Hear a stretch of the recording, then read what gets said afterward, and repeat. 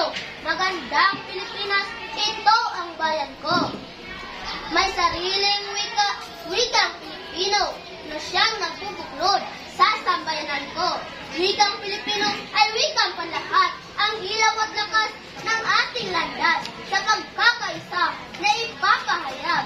Magbisang malasag tungo sa kapitan. Alam natin itong Ingles, isang wikang pangdaigdig. Sa lahat ng pag-aaral, pangunahing ginagamit ang mga asignaturang Science, English at Mathematics. Paano mo maiiwa?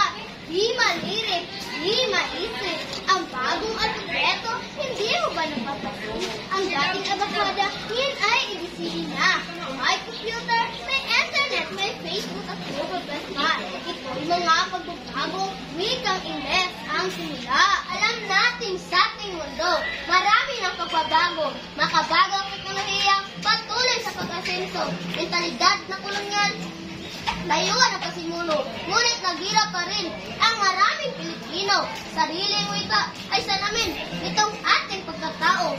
Matibay na pundasyon ng ating pagka-Pilipino. Isang wikang kinagisnan, minana pa sa ninuno. Nararapat alagaan, itaguyod ng lumago. Sapagkat itong wikang universal, wikang ating ginagamit sa pagkikipagtalastasan upang sa pagkikipag-ugnayan sa mga dayuhan upang itong mga bansa ay magkaunawaan.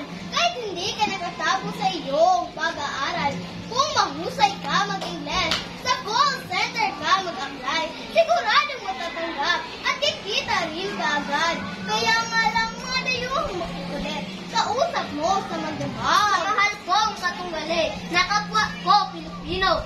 Huwag nating kalimutan, dapat nating sa puso. Itong wikang kinagisnan, ang wikang Pilipino. Gamitin nating sandigan sa pag-ulat, pag-asenso.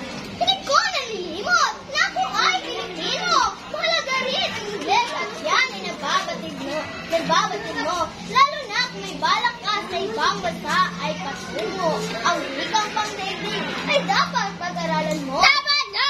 Sukat na! Mahuhusay na makata! Padalatan nyo ay huwag na palawagin pa sa madlang na